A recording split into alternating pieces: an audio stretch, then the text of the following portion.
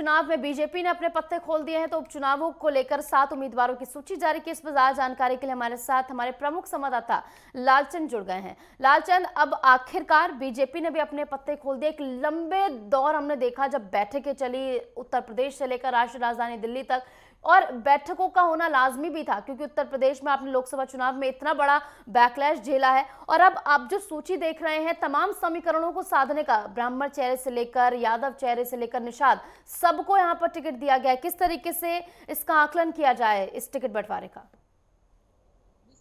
बता दूं कि बीजेपी ने अपने प्रत्याशियों के नामों की घोषणा कर दी है। 7 प्रत्याशियों के नामों की घोषणा की है। जिस तरीके से प्रयास लगाए जा रहे हैं कि पीडीए का तोड़ बीजेपी कैसे निकालेगी, पीडीए को कैसे हराना है, इसको लेकर कहीं ना कहीं बीजेपी ने बहुत ही मंथन के बाद मात्र 2 दिन बचे हैं नामांकन में, यानी कि आज और कल, इस बीच जो है प्रत्याशियों के नामों की घोषणा बीजेपी ने कर दी है। लेकिन जिस तरीके से जो कहा जा सकता है पीडीए का तोड़ बीजेपी ने निकाला है, सभी वर्गों को साधने की इसमें कोशिश की गई है। जिस तरीके से 7 सीटों पर जो नाम घोषित किए उसमें से एक ब्राह्मण चेहरा है, ठाकुर चेहरा है, यादव चेहरे के साथ साथ जो एक दलित चेहरे को साथ जो पिछड़ा वर्ग का चेहरा है उसको नामों की घोषणा है वो की है। यानी कि कहीं ना कहीं इस बार जो चुनाव विधानसभा का होना है उस पर कांटे की टक्कर दिखाई देगी। बहुत ही सोच समझ के साथ बीजेपी ने अपने नामों के प्रत्याशियों की जो है घोषणा की है। जिस तरीके से अगर हम बात करें तो सबसे पहले जो सीट की सीट की बात करें तो रामवीर सिंह ठाकुर को जो है उम्मीदवार बनाया है बीजेपी ने।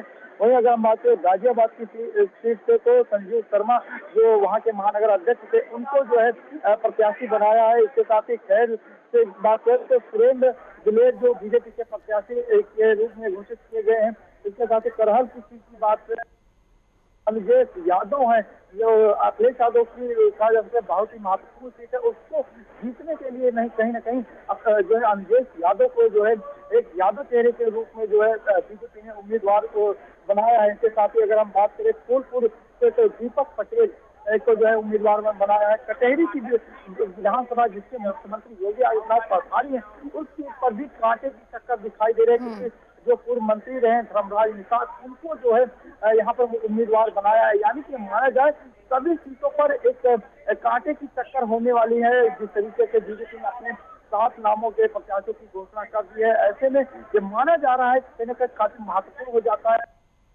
जितना। और ये जो प्रत्याशी बताए जाते हैं कि ये जनता से सीधा संवाद करते हैं और सबसे बड़ी बात ये टिकाऊ है।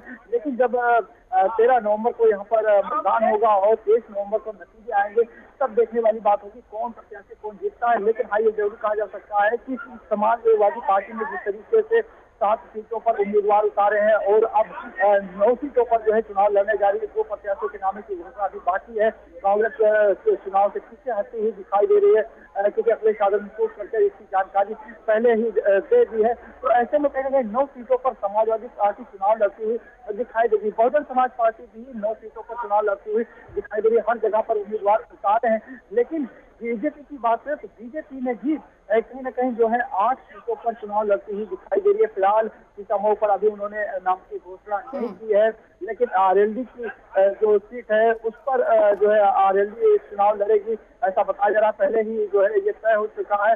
लेकिन ये जरूर कहा जा सकता है कि इस बार 9 सीटों पर लालचंद, बताया जा रहा है कि निषाद जो है वो निषाद पार्टी 2 सीटें मांग रही थी।